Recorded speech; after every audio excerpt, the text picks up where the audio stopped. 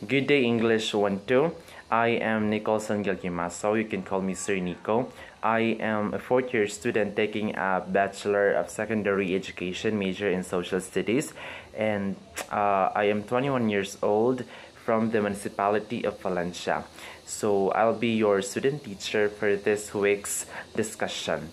So welcome to our subject, the GE4 or the contemporary world. So for this week's discussion, we'll have a continuation on the previous topics, which talks about the global interstate system. And for this week's topic, we will highlight the globalism and globalization, so as the informationalism. But before we delve into these topics, let's first have our learning objectives. So for our learning objectives, at the end of the discussion, the students are expected to first define globalism, globalization, and informationalism. Second is to analyze the effects of globalization in the contemporary world. And third is to create a slogan as to how to empower globalization while still supporting localization. And fourth and the last objective is to recognize the economic importance of globalization. Okay, so I know everyone is excited to learn and discover if there are differences between those terms, or are those terms just related with each other. So now, without any further ado, let's first differentiate globalism versus globalization. So many people, class, I know it includes you and me, even me, would think that the two terms refer to the same phenomenon. However, there are important differences between these two terms. So when we talk about globalism, at its core, it seeks to describe and explain nothing more than a world which is characterized by networks and connections that span multi-continental distances. It attempts to understand all the interconnections of the modern world and to highlight patterns that underlie them. In contrast, globalization refers to the increase or decline in the degree of globalism. It focuses on the forces, the dynamism or speed of these changes.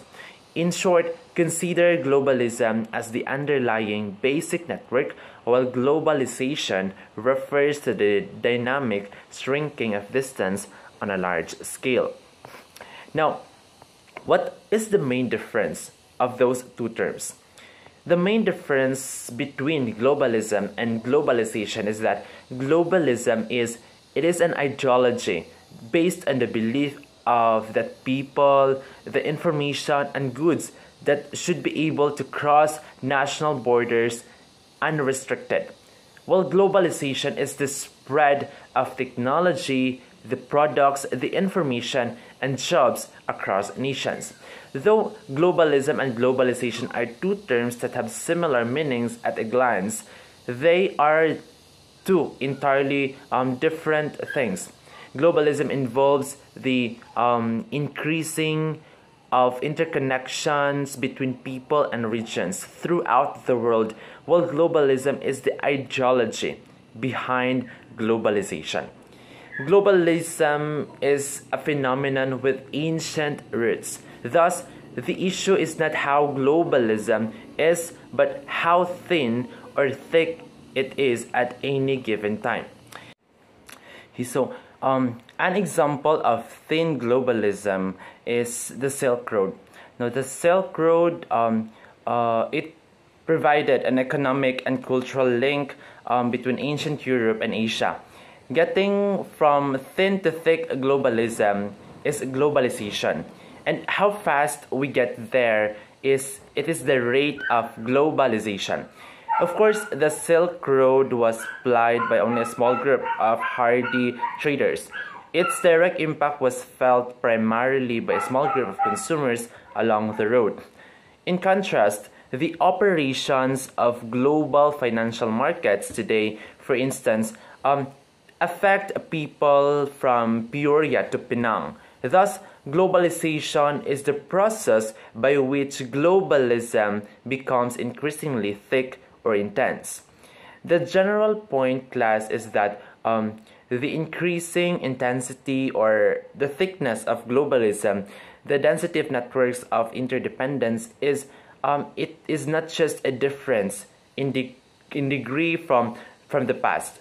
An increasing thickness changes relationships because it means that different relationships of interdependence intersect more deeply at more different points. At the same time, it is important to note that globalism does not imply universality. After all, the connections that make up the networks to define globalism may be more strongly felt in some parts of the world than in others. For example, at the turn of the 21st century, a quarter of the US population used the World Wide Web. At the same time, however, only 1/100th of 1% of the population of South Asia had access to this information network. Since globalism does not imply universality, and given that globalization refers to the dynamic changes, it is not surprising that globalization implies neither equity nor homogenization. In fact, it is equally likely to amplify differences, or at least make people more aware of them. Both globalism and globalization are all too often defined in strictly economic terms, as if the world economy as such defined globalism. But other forms are equally important. There are four distinct dimensions of globalism, and these are the economic, military, environmental, and the social. Now, economic globalism involves long-distance flows of goods, services, and capital, and the information and the perceptions that accompany market exchange. These flows in turn organize other processes linked to them. One example of economic globalization is the low-wage production in Asia. For the low-wage production in Asia for the United States and European markets, economic flows, markets, and organization, as in multinational firms, all go together. Environmental globalism, on the other hand, refers to the long-distance transport of materials in the atmosphere or oceans or of biological substances such as pathogens or the other one, the genetic materials that affect human health and well-being. In contrast, examples of environmental globalization includes the accelerating depletion of the stratospheric ozone layer as a result of ozone-depleting chemicals, or the spread of the AIDS virus from Central Africa around the world beginning at the end of the 1970s. So the third one is the military globalism. This refers to the long-distance networks in which force and the threat or promise of force are deployed. A well-known example of military globalism is the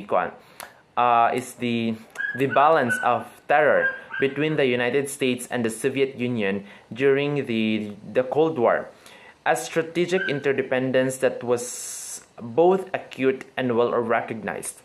What made this interdependence distinctive was not that it was totally new, but that the scale and speed of the potential conflict arising from interdependence were so enormous. The military globalization manifested itself in recent times in the tragic events of September 11. Here, geographical distances were shrunk as the lawless mountains of Afghanistan provided the launching pad for attacks on New York and Washington, some 4,000 miles away. The fourth dimension is social and cultural globalism. Now, this dimension, it involves movements of ideas, information, images, and of people, of course, who of course carry ideas and information with them.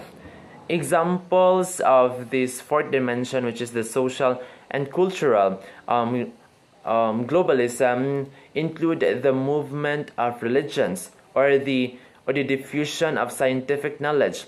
In the past, social globalism has often followed military and economic globalism.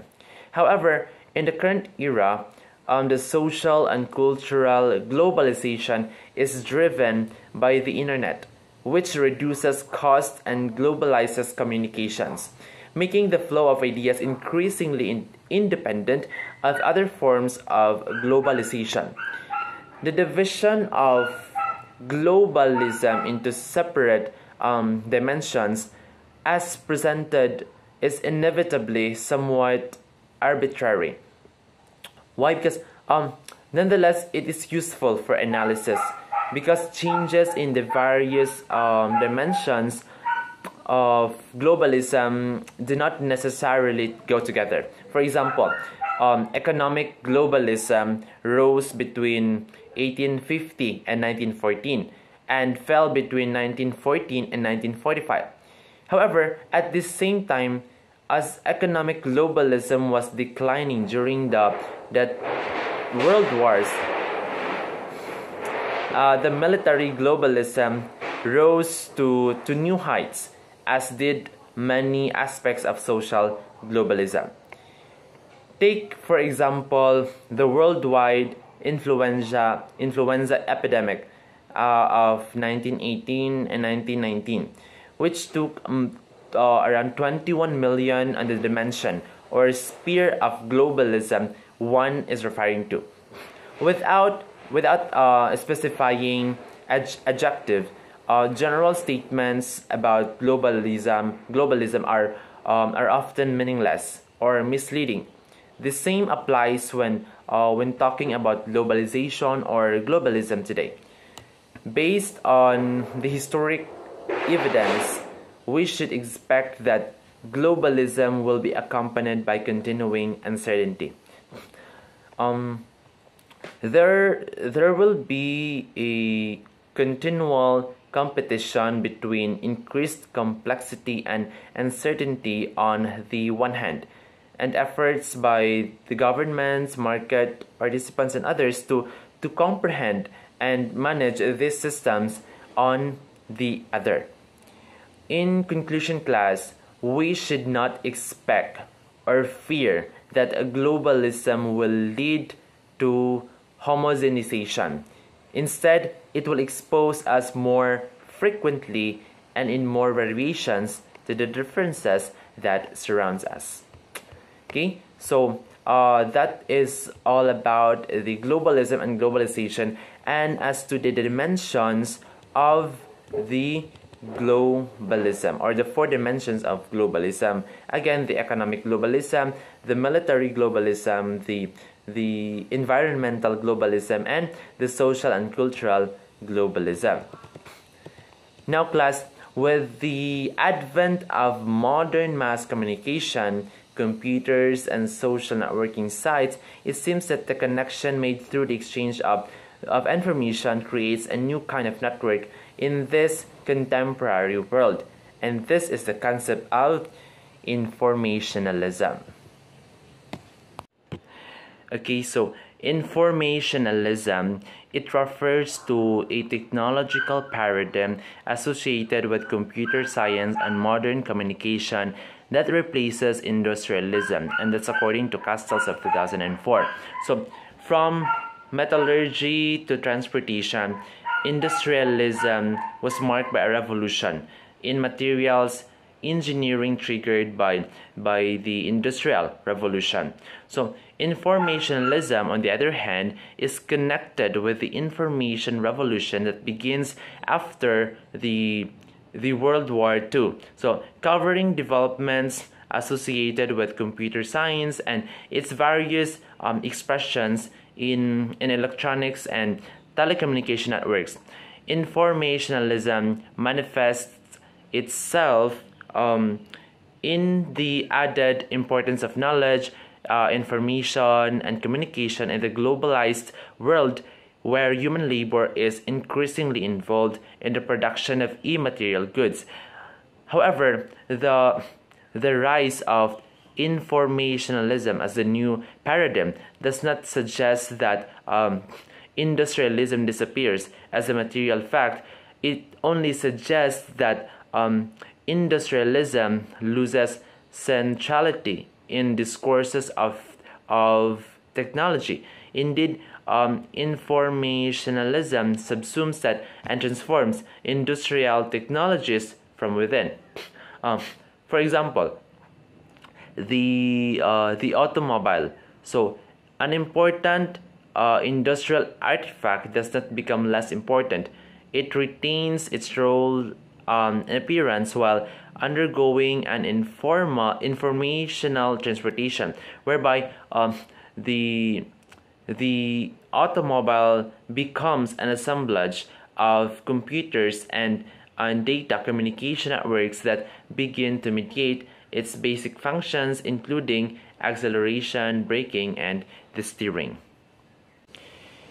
And another notable example of technological advancement is the founding of the Federal Express, or the FedEx.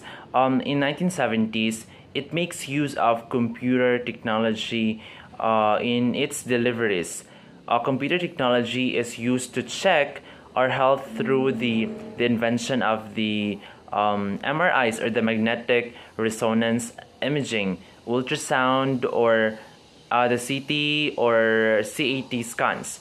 Space-based technologies were also made possible through the use of computers, the launching of satellites for military surveillance, the use of the GPS or the global positioning systems, and the operation of global navigation system, or the GNS, are also considered as some remarkable examples of the technological advancement.